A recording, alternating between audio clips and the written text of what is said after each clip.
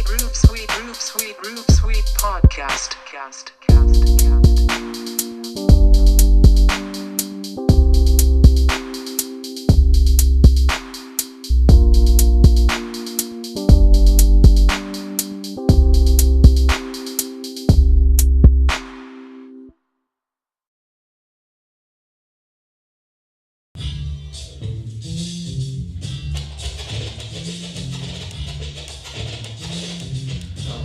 Alright, without further ado, we're going to bring the guy up, the guy that you wanted to see and that brought you here. So he's a Grammy Award winner, so with over 20 million albums, and he's a notable DJ as well as an MC and producer, which I thought was funny because they said MC, and I'm like, I'm glad that they said MC on the bio. So without further ado, let's give a round of applause, a loud round of applause for DJ Maseo, y'all. Make some noise.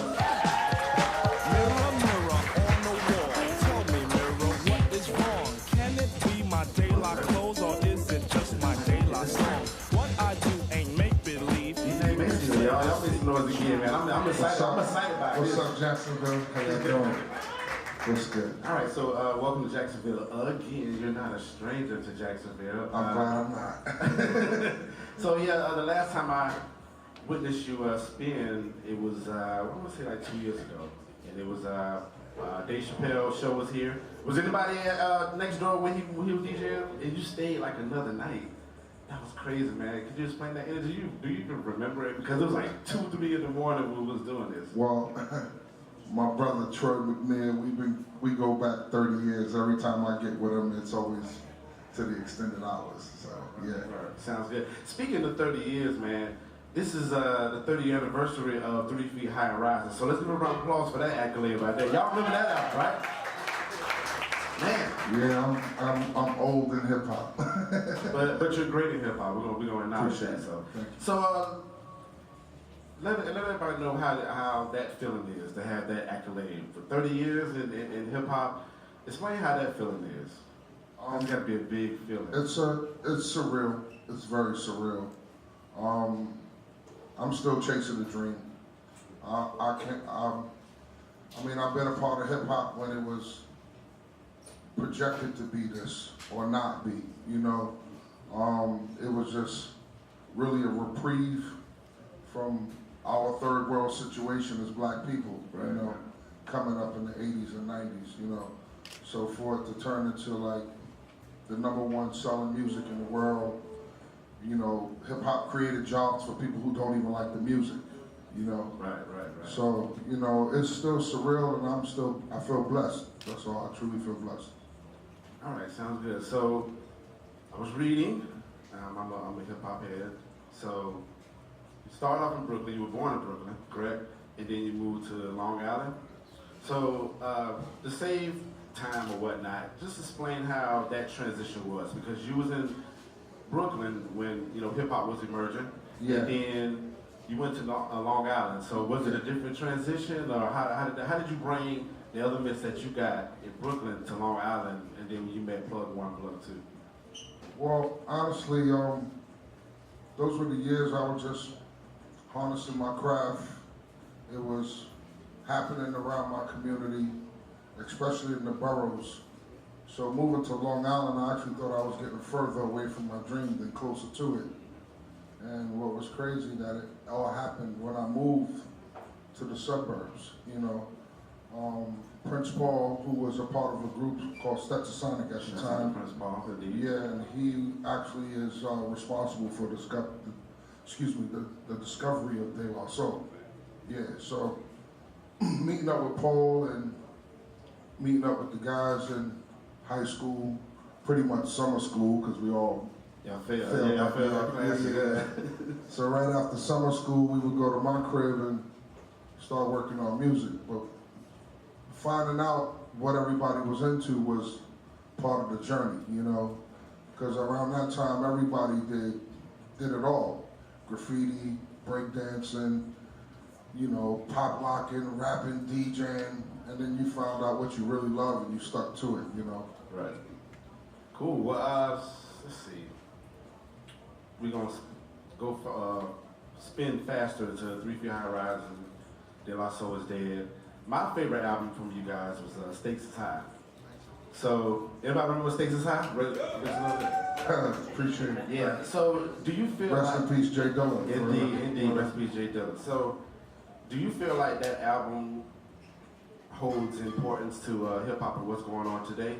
Because I felt like when I heard that album in 1996, I was a junior in high school, so I still was trying to figure out like the administrative side of hip-hop, you know, because I was just an MC, so I didn't understand all that. But does that album resonate well in this time of day? I've always said Stakes is High gave birth to Nas's Hip Hop is Dead. Stakes is High gave birth to Jay-Z's 444. Around that time it was definitely a record for us that was whether we were going to continue in this music game or not, just based on the transitions of the style of music, what was becoming more prevalent than others. There was just completely no balance. And that's exactly what we're dealing with right now. Right. No balance, a bit of redundancy, also ignorance, all out, But yeah, that was something we stressed then, but at the same time, hip hop is dead, stressed that, and 444, so I'm glad to be a part of that alma mater, sure.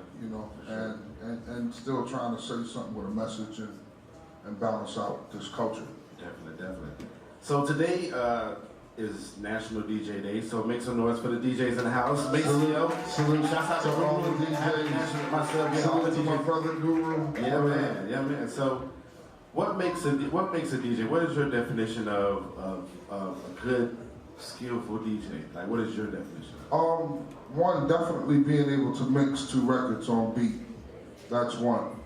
And then playing good music, but also playing your vibe. There's one thing to give the people what they need. Well, give them what they want, but then give them what they need, which is your element of surprise, your vibe. Yeah, I think you should be educated at the same time, when you're playing music. So what's your favorite DJ technique? Is it scratch and mixing? I like it all, man. You like it all? I like it all. I think you're a well-rounded DJ if you can embody it all, and it's all a part of it, but I think, nothing is greater or less than the other, Right. All right, so a personal question. So the whole native tongue movement. Anybody, native tongues, make some noise if you know about native tongues? Jungle Brothers, Tribe Called Quest, Moni Love, Queen Latifah. Yeah. So explain that energy. Like, how was that working with that group of people? I couldn't imagine working with all those people. Y'all did Buddy. We was all kids coming up, so it's amazing to think back now what everybody has, what we were aspiring to be and what we all became today, especially when I look at Latifah, the queen is really the queen, not just in music, but in business, Moni is doing her thing. She was able to sustain still being here in America, coming from England, and us in Jungle and Tribe, we still do music, we produce music, we travel, we tour, we get ready to celebrate 30 years of 3 Feet along with Public Enemy and Wu-Tang. So yeah, because they're 30 years as well. Yeah, Enemy at 25. for Nation of Million, takes a Nation of Million to hold us back. Right. And Wu-Tang's 36 Chambers 25th anniversary. Right. And what I'm loving about that tour, it's the last of the groups, man. It's not really many groups in hip hop. That was my next question actually, because y'all going on tour in the UK. Yeah. So I just wanted to know what was the expectation that you have in regards to is it whether it's an expectation to the consumers, to yourself, to all that? I'm excited to be around everybody. There's a camaraderie amongst us, especially in that era. So I'm excited just to get on tour and see everybody every day backstage, smoke weed with Ghostface Killer, you know what I mean?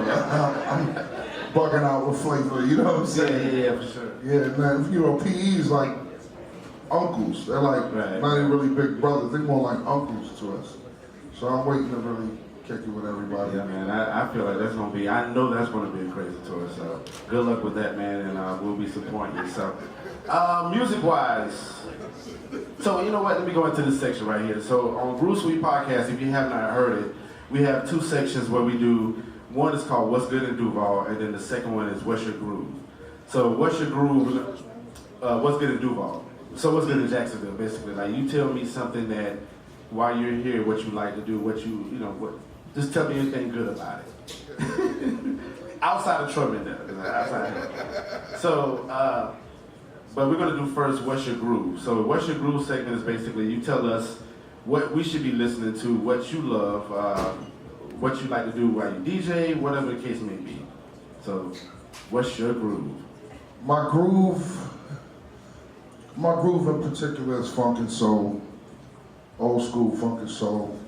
I think you gotta know where it's coming from to know where it's going, you know? Correct, yeah. And all that music back then just felt really good because it came from a real genuine place, which is people's heart and soul. There was no thinking about a chorus, a hit record, or none of that, charts. It was just all about making great music and having chemistry with the people in the room that you were making music with. So funk and soul is definitely something that sits there to my groove. Okay.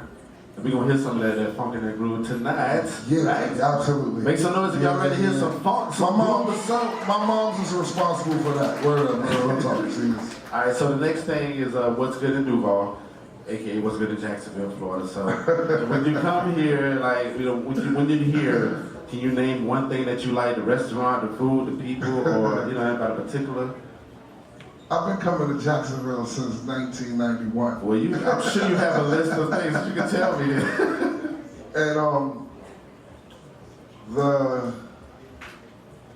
one thing that come up very consistent are the attractive women in Jacksonville. Round of applause for all the beautiful ladies in the house. The beautiful ladies in Jacksonville. They shame to clap, but And, I know they out there now. But come to find out, a lot of them grew up eating possum out here. You know what I mean? That was weird. That was weird to me. That was weird.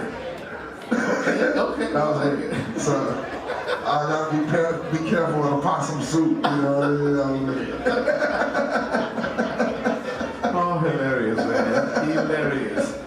All right, so one last question. I saw online, it was a picture of you and Mac Miller in the studio and that. Yeah. So I want to say rest in peace to Mac Miller. His birthday was yesterday, so let's give a round of applause. Rest in peace for Mac Miller. Rest in peace, Mac. Yeah. So what were you doing? Were you working with him or just listening to tracks? How did that go? What's crazy is that was the first day I met him. We were both in Los Angeles working at Ski TV. Ski has a big production place. And he happened to be upstairs where all the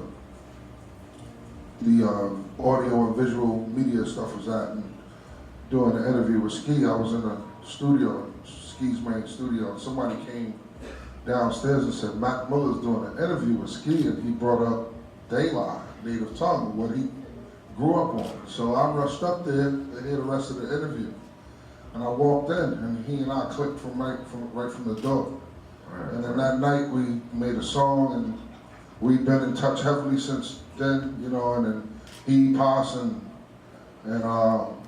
Raekwon turned around and did a song together. Very nice. Mac just been, you know, he definitely been, you know, one of the ones that had carried the torch as far as real lyricism, you know, recognizing the past, paying a lot of homage to the past, and doing a good job at introducing it to the audience today, you know. But it's just definitely sad that, you know, this generation is heavily into narcotics and shit, you know what I'm saying? Yeah, for real. Yeah. Definitely.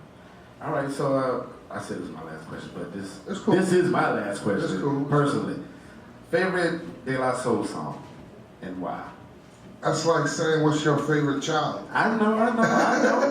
That's why I asked the question to make it tough for you, sir. I mean, they all kind of hold a special thing. I mean, they all have a special moment. If anything, I guess,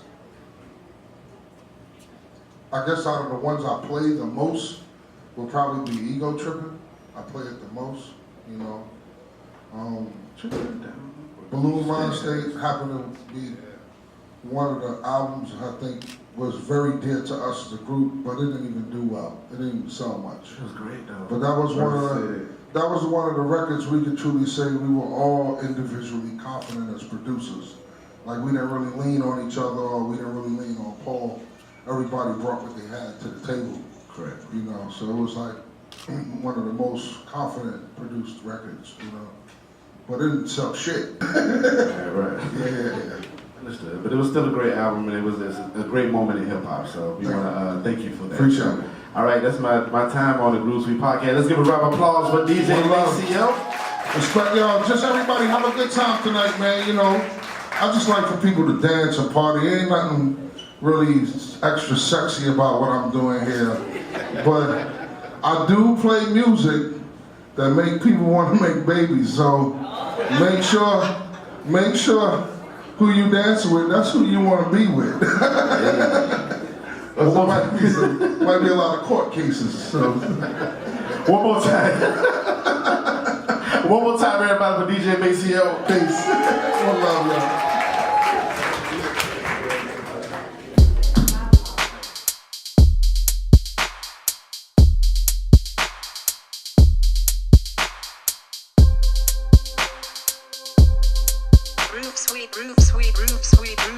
Groove Suite podcast.